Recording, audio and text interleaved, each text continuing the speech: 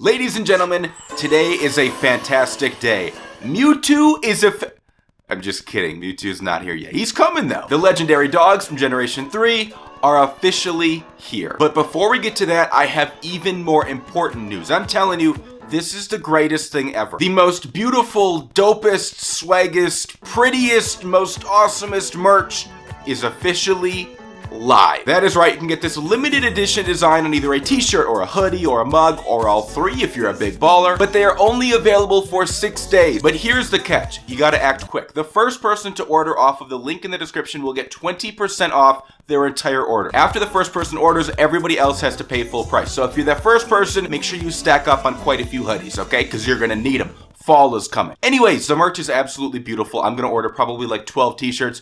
Without further ado, let's get on to the video. Quick little heads up, I'm still a little bit sick, so you'll notice that my voice sounds raspy. Whatever it may be, just ignore it.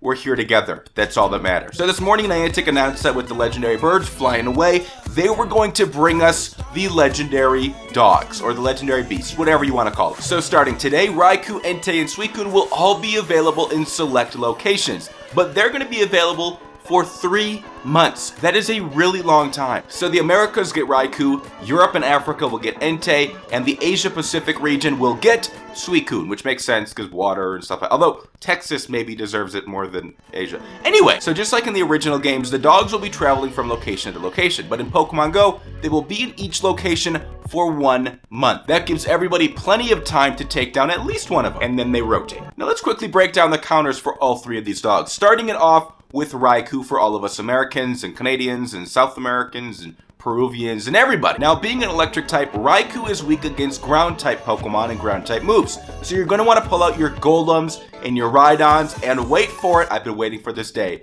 Your Donphan with Earthquake. Actually, to make things easier, every Pokemon you use against Raikou should know Earthquake. So now is the time to put those TMs to use. And any other ground type Pokemon you have that knows Earthquake is good to go. Other high DPS counters like Tyranitar or Machamp or Dragonite are all good to go as well, but you won't get the same type attack bonus. So just know that going in. Now, given Raikou's CP, its perfect CP upon catching it will be 1913. 1913. Remember that number because there are going to be a bajillion people asking, what is a perfect Raikou? Myself included. I'm going to forget that number. 1913, 1913, 1913, 1913, 1913. We got it now. I would say that roughly 5 to 8 people with an average level of 30 should be fine. But again, we won't know until the raids are actually released, which is happening later tonight. Now, of all 3 legendary dogs, Raikou sits right in the middle in terms of max CP with a max CP of 3349. The legendary dog with the highest max CP is Entei. So let's talk about Entei. Max CP 3412. That's really good. It's a fire type Pokemon, so your counters are going to consist of rock and water. Golem, Amistar, Tyranitar, Vaporeon, your best water attackers, your best rock attackers. You know the drill. Now, given the fact that fire Pokemon are a tad bit easier to counter, I assume you'll be able to take down Entei with a group of probably like 4 to 6 people. Just not 4 to 6 level 20 players. You're probably going to need at least an average level of like 30 to 33. By the way, you'll know if your Entei is perfect after completing a raid if its CP is 1930.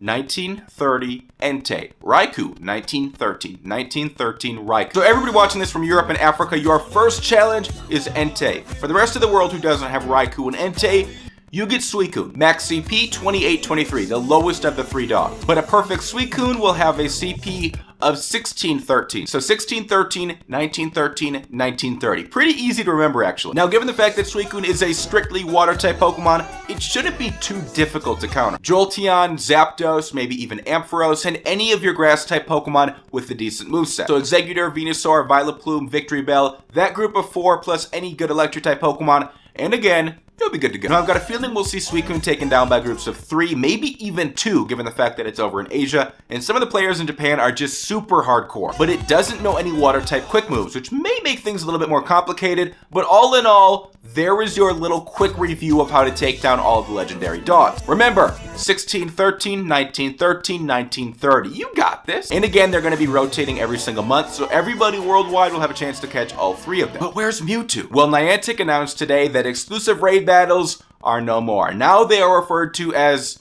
EX raid battles, so a very, very significant change there. So they're going to do a limited release of the EX raid battles starting on September 6th before they release them globally. They also say that the first EX raid passes will be sent out very soon, so that could be today, tomorrow, the next day, the day after that, the day after that. We don't really know. That's the thing with Niantic. They really kind of leave us hanging sometimes. But in the post, they also mentioned that they kind of changed the basis on how they're going to send out these invites. Now, I assume that means that it'll be easier to obtain an invite to an EX raid battle, which is a good thing. Everybody should be really happy about. We should be happy about all of this. This is awesome. But if I had one tiny little complaint, just one little complaint, it would be that we don't get to encounter the legendary dogs in the wild. That's what I was hoping for. I thought that would have been a really cool idea. But hey, we get a chance to catch all 3 of them for the next 3 months. It should be a fun time. In addition to Mewtwo and maybe Mew and Ho-Oh and who knows what else. And I'm assuming Gen 3. By the way, leave your predictions. When do you think Gen 3 is coming? I'm gonna go with September 21st.